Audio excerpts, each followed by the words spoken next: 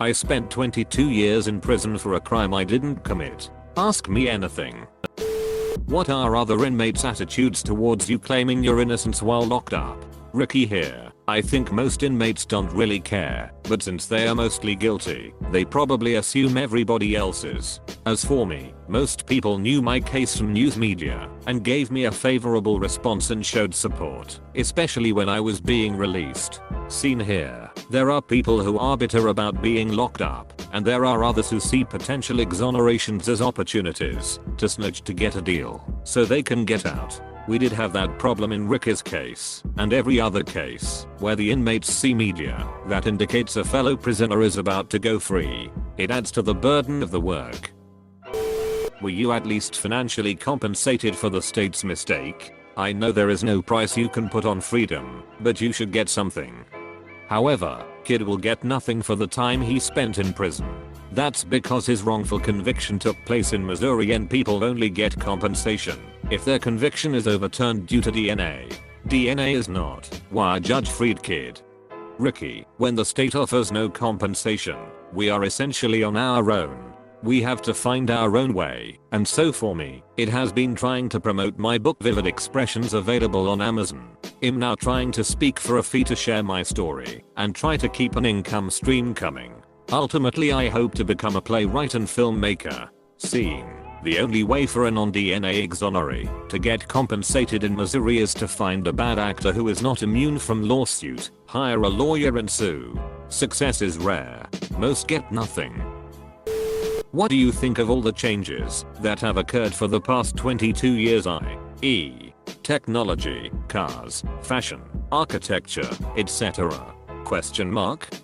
Had a guy that did 16 years I became friends with after he got out, and it was an adjustment for him for sure. Had to help him reintegrate back into society. I'm just curious how others see it as well. Ricky, I love GPS. I love hotel key codes. I love self-checkout at the store. I love Apple products. I love Uber and Lyft. So I have no complaints. My comprehension is pretty strong, so I haven't done bad in these areas. But for where I do fall short, my youngest daughter often comes to the rescue. What was the first meal you ate when released? Ricky, steak, filet mignon, fries, onion rings and a cold one at Fire Ellis Jack Stack barbecue with 30 friends and family, and they camped the whole tab. How did this experience affect your philosophy of life? Did it affect you religiously? If so, how? Did you find a way to make prison meaningful? If so, how? Ricky, my wrongful conviction did impact me religiously. I grew in my faith and had to become anchored in something, or I would have blew away. God was and continue to be my anchor. As for did I find a way to make prison meaningful? Sure. I began living outside of myself. I focused on living vicariously through others. I created prison programs. I trained dogs. I wrote books and plays and movie scripts. I studied the issues of injustice and now am putting all that into play. What led to your arrest in the first place, and how come your rock-solid alibi wasn't all of the evidence required? Ricky, the true answer to those questions can be found on the podcast above or here, pbs.org/news/podcast/broken-justice-ebs, org/news/podcast/broken-justice. Many news stories have been told about my case, but not as in-depth as PBS NewsHour's Broken Justice. This is not a promo, or maybe it is, but you really should check it out to find out the answer. Why is the appeal process so lengthy? I've seen quite a few cases that the person was clearly innocent but it still took like 10 years or more to get the person out of prison, like in your situation. I'm so sorry you had to go through all of that. Do you think the appeal process will improve? Seeing I teach a 3-credit-hour advanced law school course in post-conviction remedies that still doesn't come close to answering this question. In a nutshell, procedural technicalities. You hear about criminals getting off on technicalities. That is rare. What is more common is that prisoners lose appeals because they have inadequate public defenders. The procedures are complex, and it takes money to hire the lawyers and acquire the resources to get justice. The appeals process has 10 steps, but you only get an appointed lawyer on the first 2 steps, and if a mistake is made at any step in the way, it creates a hurdle that prevents you from moving forward to the next. The Supreme Court studied the problem in 1989, and the report said the main cause of delays in the justice system is lack of access to competent counsel. Hey Ricky. Did knowing that you're in prison for something you didn't do help or hurt you in coping with the situation? Was it something to hold on to, or did it make things feel worse because of how unfair it is? Ricky, both. On one hand, it was agonizing to know that an innocent person is in a place built for the guilty. On the other hand, I was not guilty, and so I never behaved or acted as such. Nor did I ever give in, as I suspect most guilty people probably do after their court. I imagine they exhale, thinking in their mind, okay, in court, I can rest now. But for me, it was, okay, I'm innocent. There's no time to rest now. I must live to see another day and hope for the day where I can live again free. Would you say the moral of this story is pay for a lawyer, even if you can't afford it at the time? This is awful, I'm sorry this happened to you. Seeing, most Americans will tell you justice costs money. A solid defense on a case this serious would be well beyond the reach of most middle-class Americans. I keep track of my time and expenses and exoneration efforts, and if I were billing my client for my time, my typical fee would be upwards of $500,000. A homicide defense will run you well into 6 figures. This is why public defender funding is so important. It's like being diagnosed with cancer. Your life will depend on the cure, but it doesn't come cheap. What were some things about prison life that surprised you? What was something that you never got used to? Ricky, one of the things that surprised me about prison is the callous environment where humanity is stripped away and everybody seems to give it permission. Often I felt like I was of a small circle who still had rather held on to my humanity. One of the things I have fully embraced since I've been home is a world where humanity is okay again. As for what I never got used to, and what I hope to one day forget, is the dehumanizing aspect of prison. The times when we're strip searched, forced to bend over, cough, and squat, and if they didn't like that you didn't bend over far enough or cough hard enough, they'd make you do it again.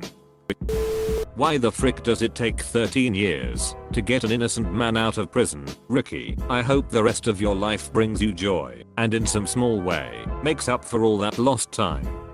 I think because the guilty also try just as hard to get out, or not get in to begin with. If you could change one thing about the justice system, what would it be? Scene. Put prosecutor and public defender salaries and caseloads on parity so that funding and resources are equitable. Fairness requires a level playing field. That's the top of my long list. Ricky, I would allow innocence to trump any legal impediments or procedural technicalities that often prevent or delay exonerations. Ricky, I'm so sorry this happened to you. What a horrible situation you've been put in, simply because you couldn't afford proper representation. Before going to prison, what did you want to be when you grew up? What helped you through your time in prison? Knowing your innocence, how are you today? Resentful, determined, angry? Finally, I wish you all the success in the world. I cannot imagine what you've been through, and I'm hopeful for the future when this work pays off and nobody ever has to live what you lived through again. Ricky, when I was little I wanted to be a chef. But as I got older, I just wanted to be loved. So, I sold drugs, because money brought me things, and things brought me adoration and fake love. When I went to prison, I had to re-examine myself. I took a picture of when I was 3 and asked him, what do you want to be? What do you want me to do for you? The answer has shown in my growth and development as well as some of the work that I now do. As for what helped me while in prison, I would have to say knowing that I didn't want my legacy to live, and I inside barbed wire and concrete and steel. Today, I'm well, I'm free, I feel alive, and most certainly determined to spend the rest of my life making a difference in others. Thank you for your good wishes and thoughtful questions. Do you think the time you spent in prison made you a worse person? Scene. I know Rick's perspective. He would be the first to tell you his life was headed in the wrong direction. I've watched him grow personally and spiritually over the 14 years I have known him. This is not uncommon with innocent clients. They come to prison angry and frustrated, and often you see their conduct record full of write-ups for mouthing off to guards and other prisoners. Eventually they must let go of their anger just to survive, and they are some of the most calm and peaceful people I know. So after a year or two they have exemplary conduct records, and even the prison staff come to believe in their innocence. When Ricky was released, the warden of the prison came down to help us walk him out and to thank me for my work on Ricky's behalf. However, prison is a dangerous place, and for most people, the experience is probably much different. I have another innocent client who was made insane by the conditions on death row. He struggles to get through every day. That's another story. Is there anything about spending the time in jail that you find positive?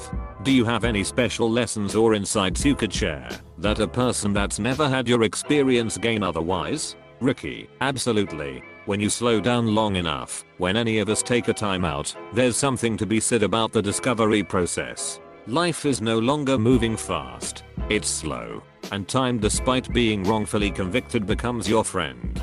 I've read over 1,000 books. I've written over a dozen complete writing projects. I became certified as a dog trainer. I have a homemade degree in business from the prison library, and I developed a deeper appreciation for things people often fail to appreciate. I think that's a pretty positive takeaway. As for the lessons people can learn, don't waste a day with self-doubt or second-guessing yourself. Tell somebody you love them before it's too late. Eat with a fork before it's taken away. Put your bare feet on grass or carpet. Take a bath. And remember to laugh. I am.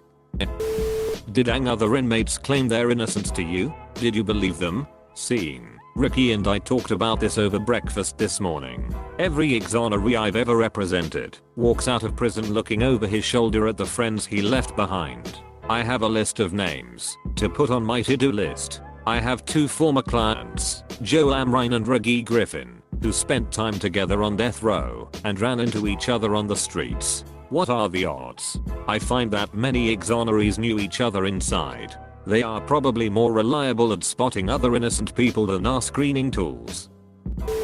Have you forgiven those who put you behind bars? I imagine it wouldn't be an easy thing to do given you lost 22 years of your life. All the best for your new life outside. Ricky, I don't think they need to be forgive, I think they need to be fired and disbarred. As for me being bitter, I'm not. I've made a conscious decision to be better, certainly better than they ever were to me, or to whoever else they wrongfully sent to prison. What is one thing about daily life in the prison system you feel should change? Ricky, mandatory rehabilitation. Programs exist in prison, but they're not really forced upon you. Then they let men go back into society and force their shortcomings on society. Even being innocent, I took full advantage of every program opportunity, being conscious of the fact that I didn't want to be a burden to my family or society, provided I was successful on appeal. I've learned that all people in prison are not bad people. They've just made bad choices, often from a place of lack of knowledge or growth. Hey Ricky, great to hear you're out. On television, shows you hear about this kind of thing happening and you see purple, like you getting payouts, or having to go back to court and sue the country for wrongful imprisonment. My question is, did you receive any monetary payout when you were released? If so, what is the ballpark figure, if you're allowed to say, and are you going to go back and seek more or any, if that's the case for the time you spent? However, kid will get nothing for the time he spent in prison. That's because his wrongful conviction took place in Missouri and people only get compensation if their conviction is overturned due to DNA. DNA is not. Why judge freed kid? I heard you speak at William Jewell College and thought your story was incredible. Did any of the officers, guards, judges etc. ever give you a genuine apology? Also, coming from a guy who has lived in Kansas City his whole life. What is your favorite KCBBQ? Ricky, first of all, thank you for finding my story interesting and important. As for an apology from guards or any others, I did not receive one. However, as it relates to the judge, his order releasing me served as an apology good enough. As for the BBQ, I'm still in a rediscovering process. For Mr. Abreen, I would like to ask, what can the people do to change the current justice system, where true justice is replaced by convenience? Seeing we are overtaxing the justice system, we need to decriminalize a lot behavior that would be better managed by the healthcare system. A majority of people in prison are mentally ill. Many are there for drug convictions or behavior in service of an addiction. So reducing the number of people brought into the system would be a strong start. Stop voting for tough on crime politicians and start getting smart on crime. Also, go to the Innocence Project innocence.project.org/website and look at specific reforms that you can urge your representatives to support. What do you think could be changed to prevent this in the future? Also, what are both of your viewpoints on private prisons? Seeing there are lots of reforms that must be undertaken. We need to reform police procedure on interviewing identification witnesses, children, and suspects. We need to fix the public defender system. Ricky's case involved a very suggestive identification procedure that produced an unreliable false identification. For a detailed analysis of problems and fixes, see the website of the Cardozo Innocence Project innocence.project.org/in New York. As for private prisons, they should be shut down. Some government functions should not be run for profit. Right this minute, very wealthy people are paying big money to lobby against your freedom. Edit. Added website.